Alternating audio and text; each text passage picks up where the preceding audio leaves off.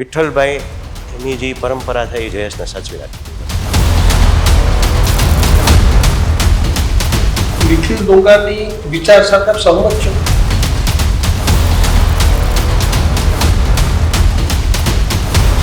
હા, 2027 પહેલાના સોગઠા હતા ખાલી ચા પીવાય. પ્રોટોકોલને તોડીને એક જાહેરાત જ કરવી પડે એમ છે. આને પણ તમામ લોકોએ અલગ અલગ રીતે જોયું છે. પ્રોટોકોલ કેમ જોયું?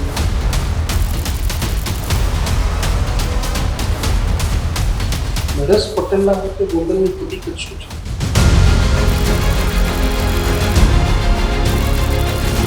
ત્યારથી ત્યાંનું ગોંડલની વાત આવે એટલે એ રાજકારણ કંઈક એમાં નવીનતા છે.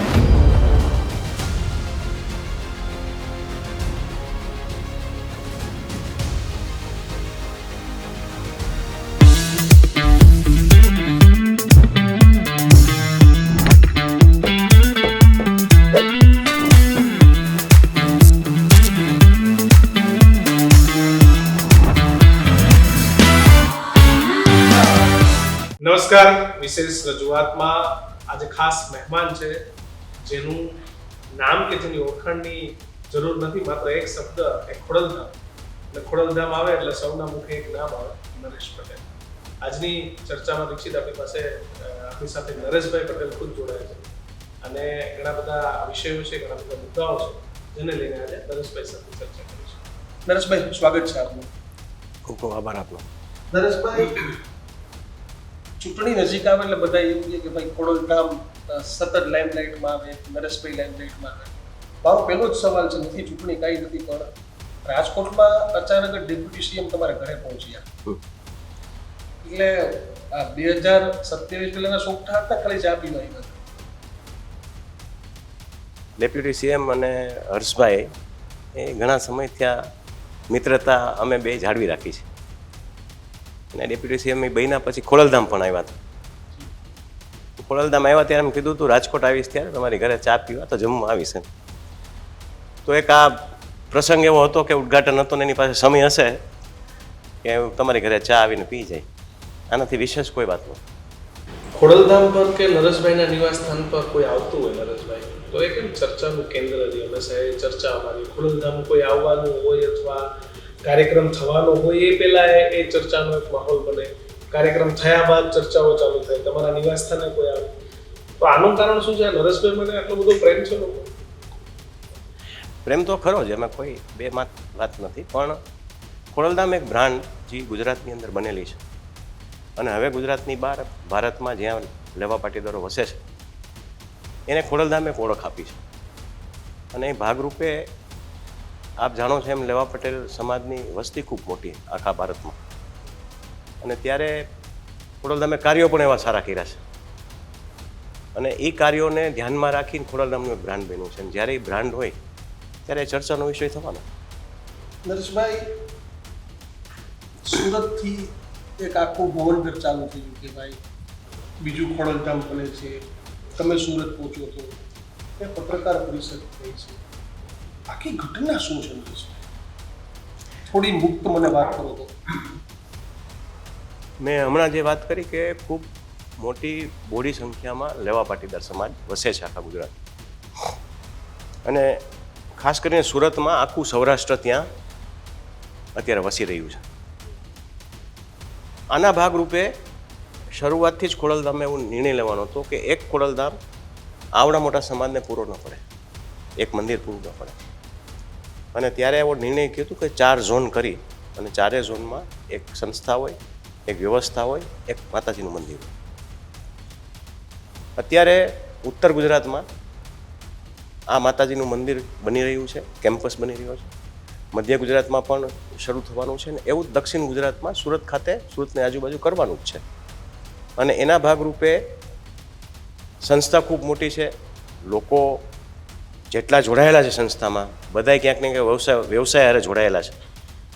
એટલે જ્યારે આપણે એનાઉન્સમેન્ટ કર્યું એને એવું જરૂરી નથી કે 2 વર્ષમાં થાય, 3 વર્ષમાં, એના સમયે એનું કામ થવાના હોય. અને આના ભાગરૂપે દક્ષિણમાં સુરતની જે ખોડલધામ બનવાનું જ છે તો એના ભાગરૂપે અમે જઈ જમીન સંપાદનની વાત પણ ઘણા સમયથી ચાલતી હતી અને એક સારી જમીન મળી, સંપાદન કર્યું અને પ્રેસ કોન્ફરન્સ કરી. પાછળથી બીજા ખોડલધામની પણ ત્યાં જાહેરાતની વાત હશે. હા, એની જાહેરાત એક થઈ હતી. મારું માનવું એવું છે કે ખોડલધામ એક બ્રાન્ડ એવી છે જેની નીચે એક આસ્થાથી લોકો જોડે, ભાવથી લોકો જોડે. આમાં કોમર્સ નથી, એક સંગઠનની ભાવના છે, એકબીજાને કામ કરવાની ભાવના છે. આ ભાવનાથી જોડાયેલી વાત છે. અને કોઈ પણ વ્યક્તિ એવું કે ખોડલધામ બીજું અમે બનાવશું તો હું કહું વેલકમ. શું કામ વેલકમ? કે સારા કામ કરવાના જ ખોડલધામની છે. આપ સારા કામ કરજો, આપ બને એટલા ગમે એટલા ખોડલધામ બનાવો.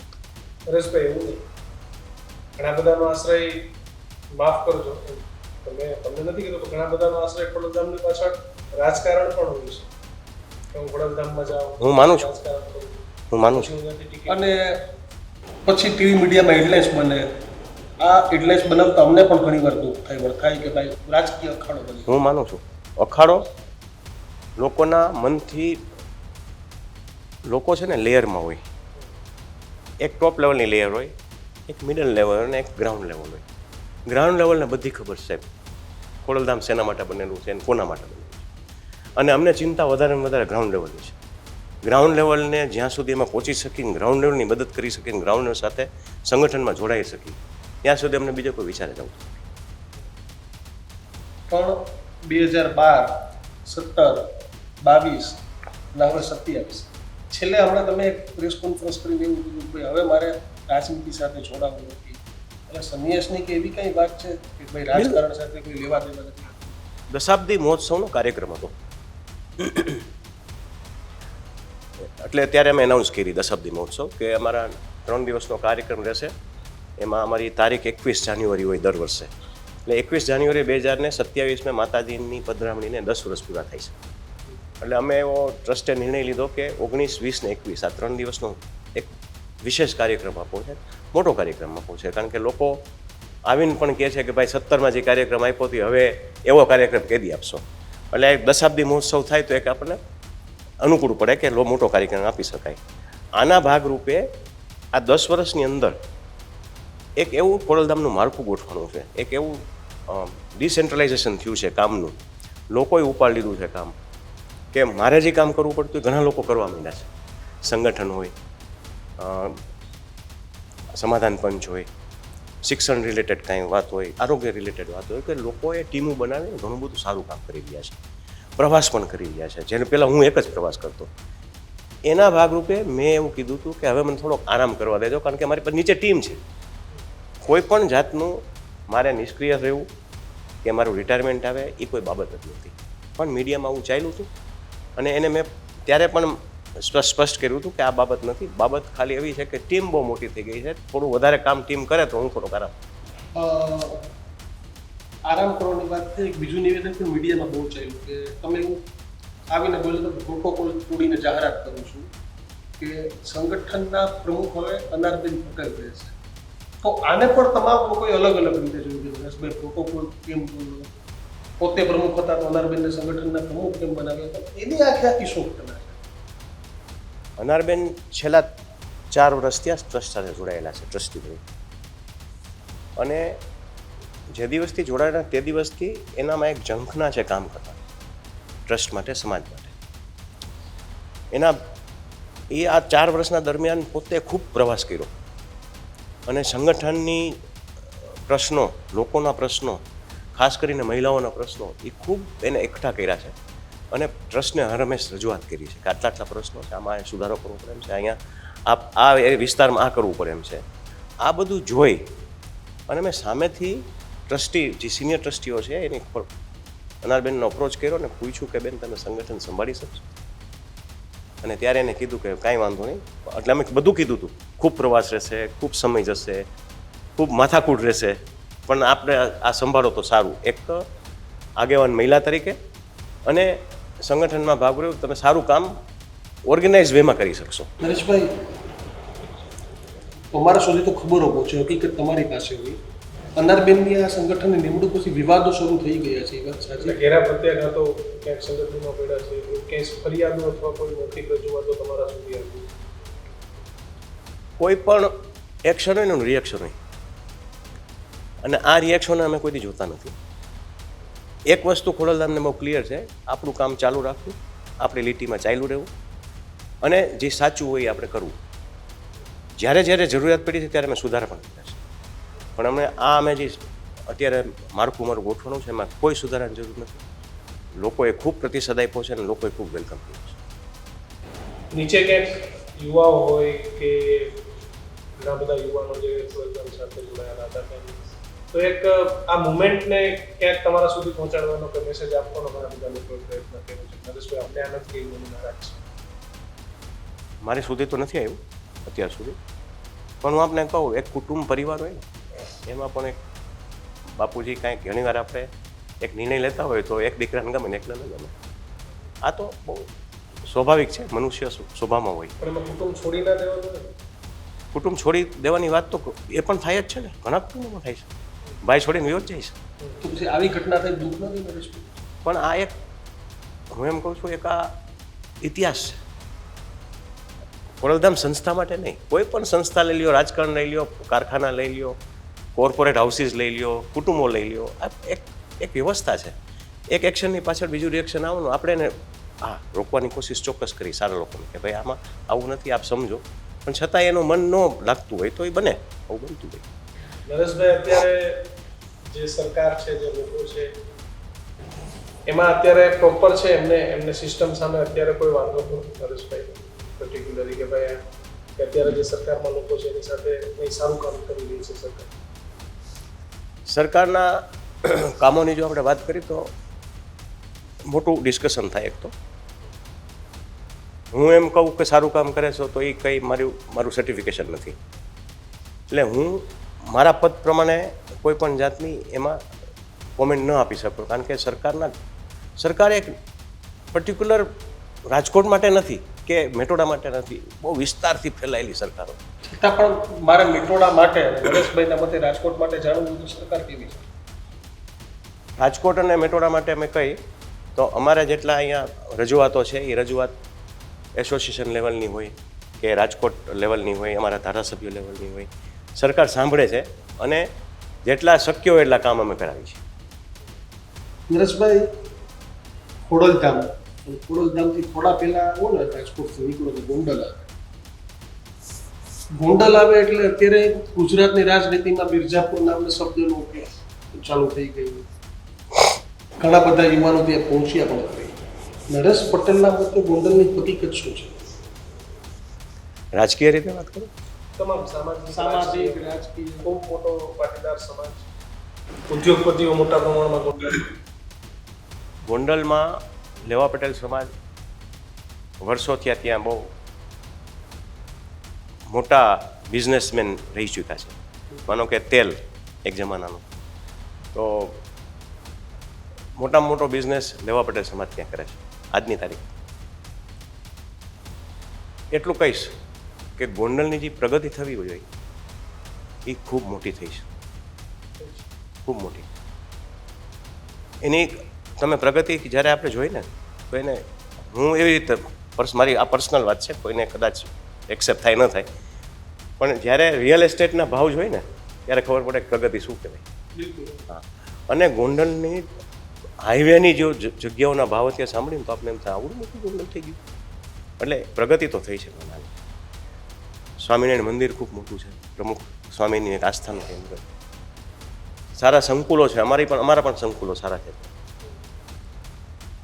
રાજકારણની વાત કરી તો એ એક એવું એપિસોડ છે, સેન્ટર છે કે જેને હંમેશા વિવાદિત ગણવામાં આવ્યું છે. હંમેશા, આજથી નહીં, હું તો તમને વાત કરું લગભગ 40 વર્ષ છે, 45-50 વર્ષ છે. જ્યારથી ત્યાંનું ગોંડલની વાત આવે એટલે એ રાજકારણ કંઈક એમાં નવીનતા કરી. એટલે એમાં હું સ્પષ્ટીકરણ આપને કરું એના કરતાં આપ મીડિયાના માણસો આપને વધારે ખબર. નરેશભાઈ, તમારા સાથે જોડાયેલા યુવાનો અલ્પેશ કથિરિયા હોય, ધાર્મિક હોય, આ લોકોને સુરતથી ગોંડલ આવવું પડે એવું કેમ? ઘણીવાર ન્યાયની બાબત આવે અથવા કોઈને ન્યાય ન મળતો હોય એ પરિસ્થિતિમાં ક્યારેક કોઈને ગોંડલથી સુરત જવું પડે, સુરતથી ગોંડલ આવવું પડે, તો એ પણ એક વ્યવસ્થાના ભાગ જ છે. માનો કે આંદોલન થતા હોય, આંદોલનની રીતે આંદોલન જ કહેવાય. માનો કે સુરતથી કોઈ આવે ને વાત કરે કે ગોંડલમાં પ્રશ્નો છે તો એ આંદોલન જ કહેવાય ને, તો એ તો એક વ્યવસ્થાનો ભાગ કોઈ છે. વ્યક્તિ ટાર્ગેટ હોય છે કે સમાજ માટે થઈને આ ચાલતું હોય છે? હું એવું માનીશ કે આ સમાજ માટે હોય, અને જ્યાં સુધી સમાજ માટે હોય ત્યાં સુધી બધું સાચું છે. સાચું કે સારું? સારું ને સાચું. હા, સમાજ માટે જ્યારે કોઈ વાત કરતું હોય, કોઈ પણ સમાજ હોય, હું લેવા પટેલ સમાજની વાત નથી, કોઈ પણ સમાજમાં, ક્ષત્રિય સમાજમાં પણ ક્ષત્રિય સમાજની વાત થતી હોય તો એ સારી જ વાત છે. પરેશભાઈ, તમે હંમેશા એવું કહેતા આવ્યા છો કે સરપંચથી લઈને સાંસદ સુધી આપણા પાટીદાર સમાજના ગુજરાતી કરવું જોઈએ, આવું તમે કહેતા આવો છો ને અનેકો વખત સાંભળ્યું. સમય અનેક બદલાયા છે, અનેક ચૂંટણીઓ, એમાં તમારા સ્ટેન્ડ ભલે ક્યારેય ઓપન ના હોય પણ એ દર વખતે એ સિનારીઓ બદલાતો હોય છે. હવે જેનજી પ્રજા એ અત્યારના સમયમાં સૌથી એડવાન્સ છે, એઆઈ નો જમાનો છે, ટેકનોલોજી છે.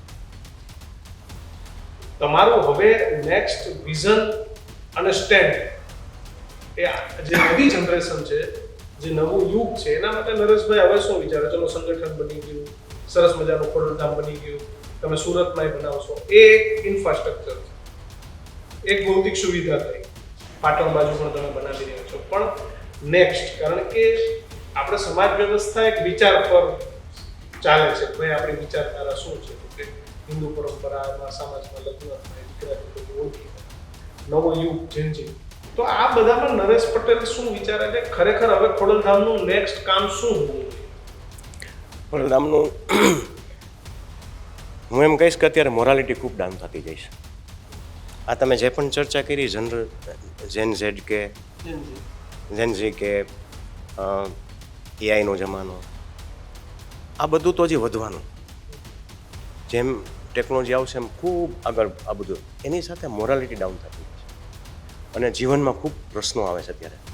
એક એક કુટુંબની અંદર તમે જોજો, આ બધું આવવાથી દુઃખ જ વધ્યા છે, સુખ નથી ક્યાંય વધ્યું. હું એટલો જ સંદેશ દેવા માગું છું યુવાનોને કે એક મોરાલિટી બિલ્ડ કરજો, એક નૈતિકતા રાખજો, અને પછી જે પણ કરવું પડે ને કરજો. આ બે વસ્તુ હશે ને, શાંતિ રહેશે, નિંદર આવશે, અને આપણે સુખીથી જીવી શકશું.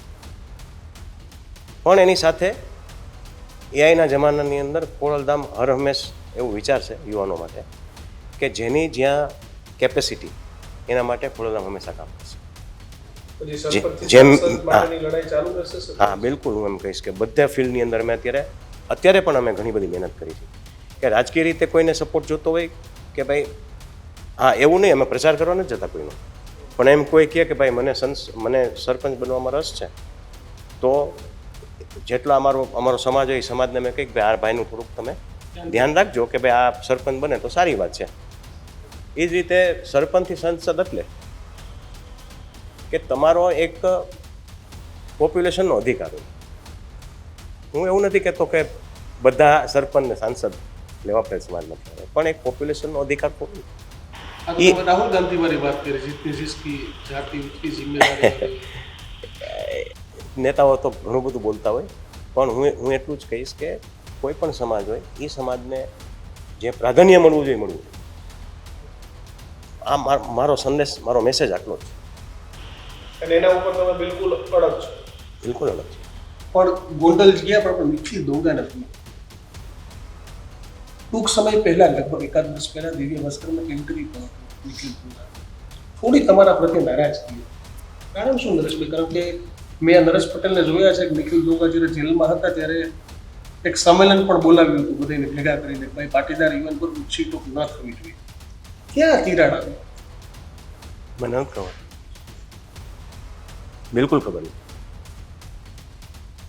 મદદ તો કરી હતી બિલકુલ, સમાજનો દીકરો હતો એટલે જ્યાં જરૂર પડી ત્યાં નેતાઓને સાથે વાતચીત કરી, બધે વાત કરી.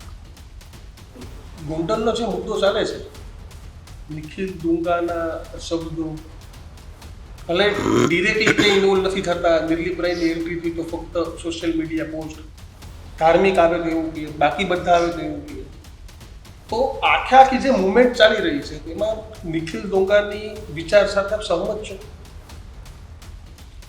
પહેલાં મારે એના વિચારો જાણવા પડે. વિચારો તો એનું કેવું એવું છે કે પટેલનો ધારાસભ્ય પટેલ હોવો. પટેલ હોવું જોઈએ, ગોંડલ એક મિર્ઝાપુર છે, ગોંડલમાં ગુંડાગર્દી છે. આ બધા વિચારો નિખિલ દોંગાની ટીમના છે. પણ એ એના વિચારો છે, હજી મેં એના મોઢે તો સાંભળ્યું નથી. ફેસ ટુ ફેસ વાત થાય ને પછી આનો કોમેન્ટ થાય. કોઈના સોશિયલ મીડિયા પોસ્ટ ઉપર કે કોઈને કહેવાથી કોઈ સ્ટેટમેન્ટ ઉપર કંઈ થાય નહીં, કારણ કે તો મારા ક્વેશ્ચન એને થઈ શકે, પછી હું સ્ટેટમેન્ટ આપી શકું શું સાચું નરેશ પટેલના મતે ગોંડલ મિર્ઝાપુર છે કે ભાગવતપુર છે? હું બેમાંથી કોઈ નહીં કહું. એક નોર્મલ ગામ છે, પાર્ટીની વ્યવસ્થા મુજબ પાર્ટી સિલેક્ટ કરે છે કેન્ડિડેટ. આ પાર્ટીની વ્યવસ્થા છે. એમાં કોઈ પટેલો કહે કે ક્ષત્રિયો કહે એટલે પાર્ટીને જ કામ કરતી. પાર્ટીને સિલેક્શન છે, પાર્ટી કામ કરે છે.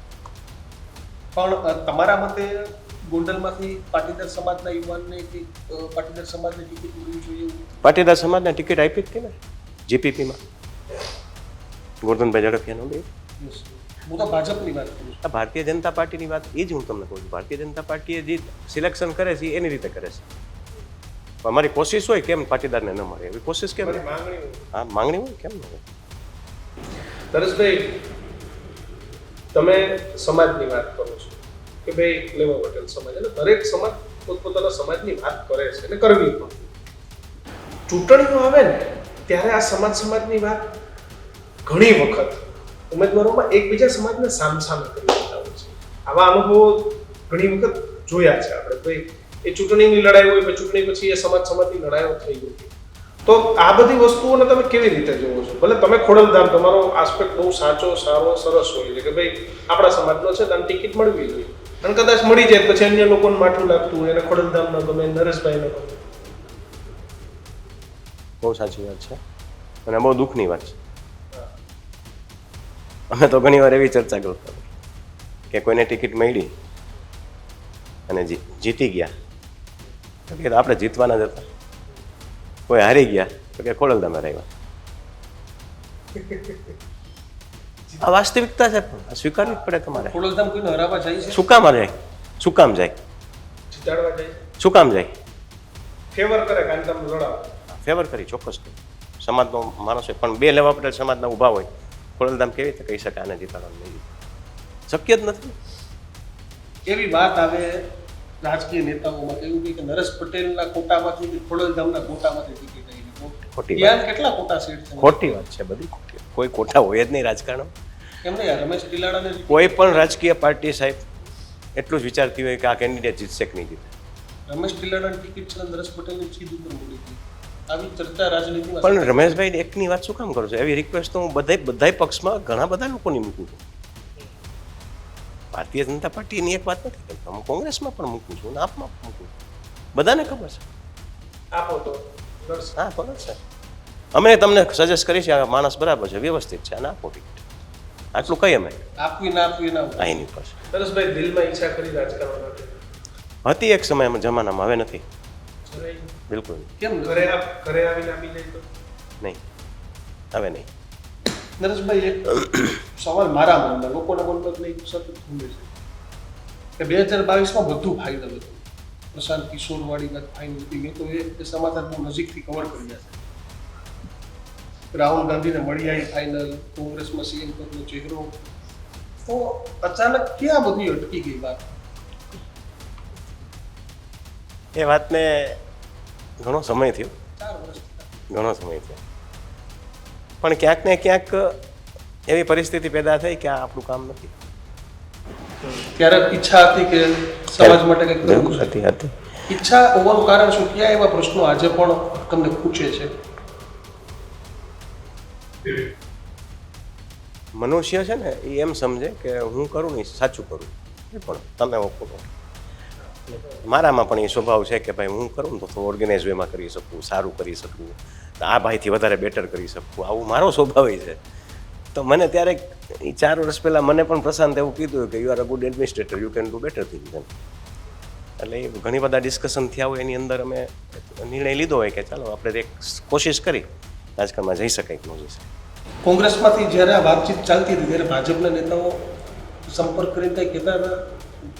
અમિતભાઈ છે યા નહીં, હાઈકમાન્ડ છે કે ભાઈ આ નિર્ણય ના લો તો સારું? મેં નિર્ણય મારે જ્યારે મેં નક્કી કર્યું કે મારા વડીલોને પૂછીશ, મારા સમાજના વડીલોને. મને ઘણા લોકોને પૂછ્યું, બધા એક જ કીધું હતું મને કે રાજકારણમાં નરેશભાઈ રહેવા દો, આપણું કામ નથી, આપણે જે સમાજ સેવા પછી આ કોણ કરશે, એમાં કોઈ આ કામ નાનું નથી.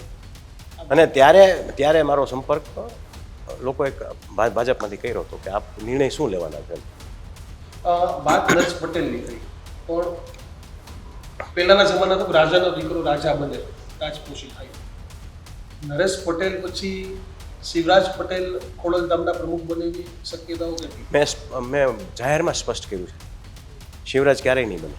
ક્યારેય નહીં.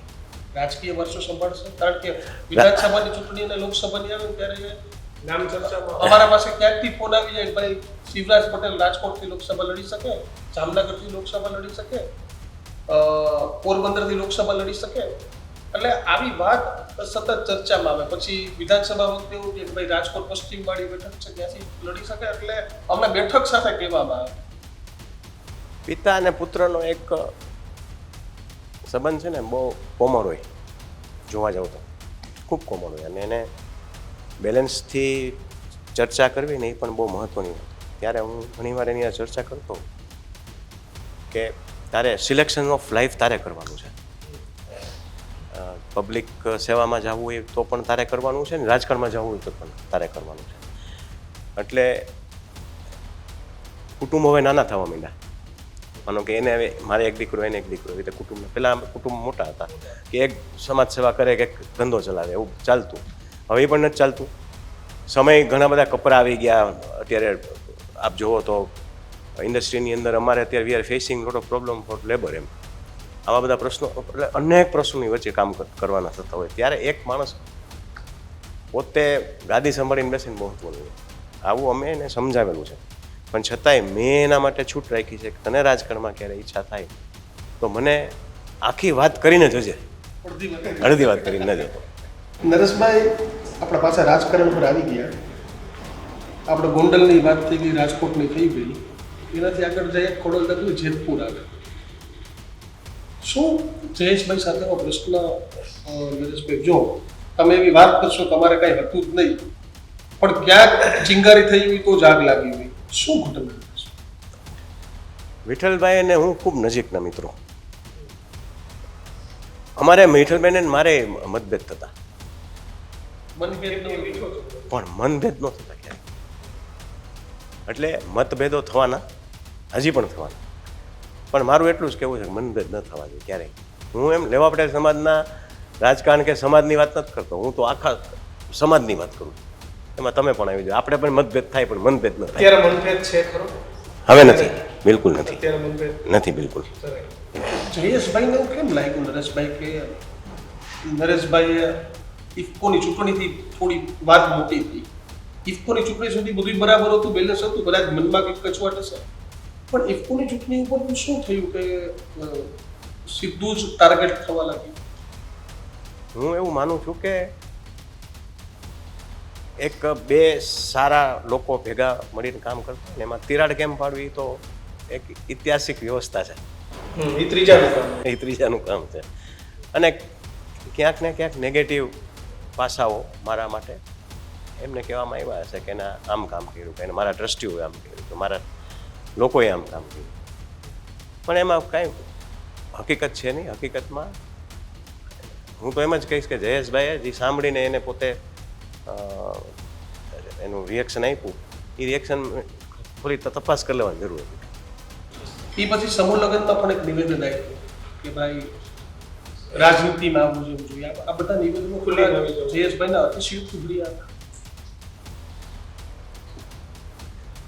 એના વિચારો છે, એની સાથે મારે કંઈ કોમેન્ટ કરવાનું ન હોય, પણ હું એમ ખાલી એટલું જ કહું કે વિઠ્ઠલભાઈ એની જે પરંપરા છે એ જયેશને સાચવી રાખવી જોઈએ. બસ.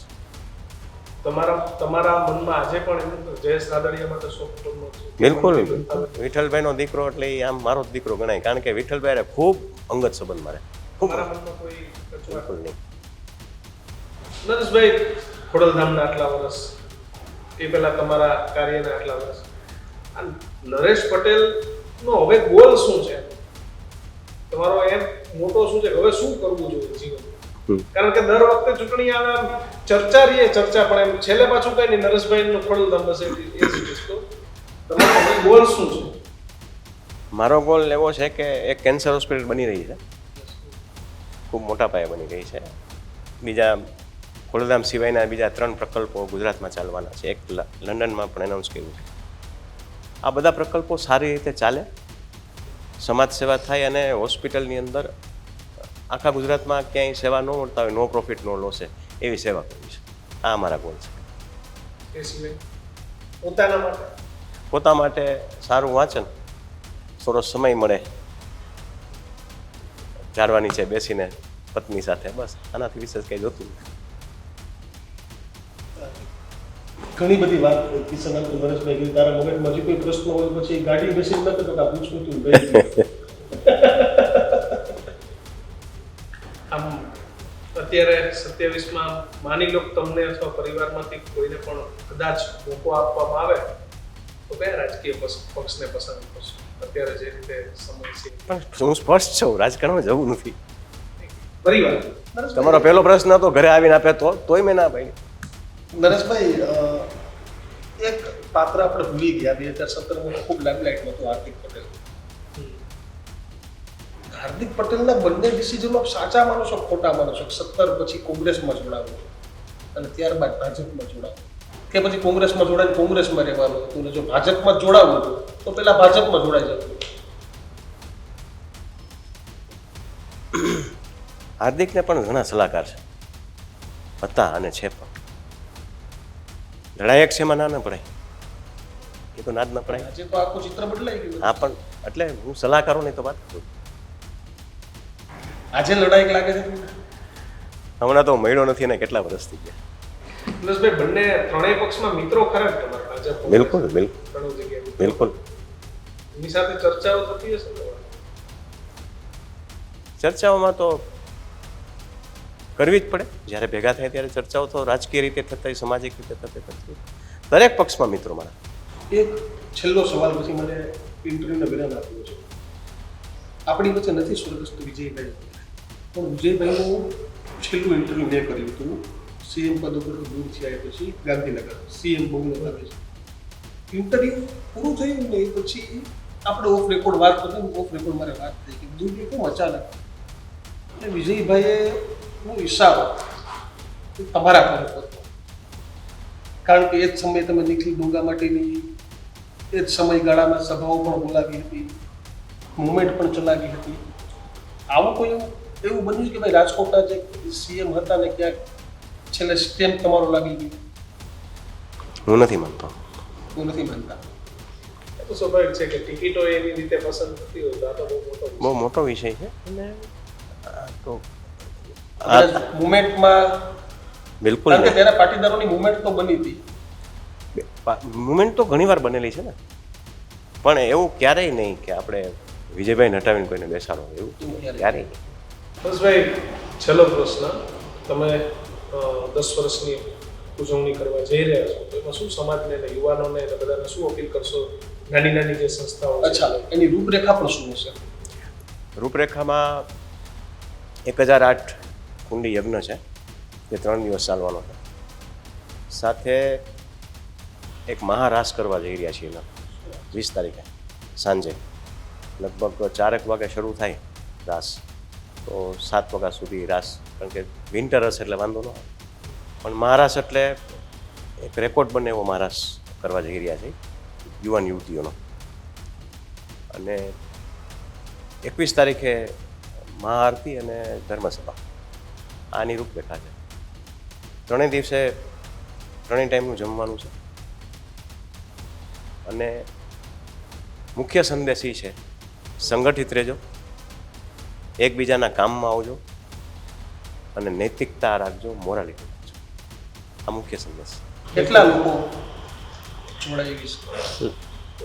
સંખ્યા તો અત્યારે હું નહીં કહી શકું, પણ લાખો લોકો આમાં ભાગ લેશે. આભાર નરેશભાઈ. Thank you. બસ, તો નરેશ પટેલના વિચારો હતા અને આજે અમને એવું થયું કે ચૂંટણીની વાત છે પણ આપણે વાત કરવી જોઈએ. અમારી વાત છતાં કેટલા સહમત છો તે તમે અમારા ડિજિટલ મીડિયામાં ચોક્કસથી કોમેન્ટ સેક્શનમાં જણાવજો. એટલે આ જ પ્રકારના ઇન્ટરવ્યુ જોવા માટે જોતા રહેજો. અમને આપશો રજા. નમસ્કાર. નમસ્કાર.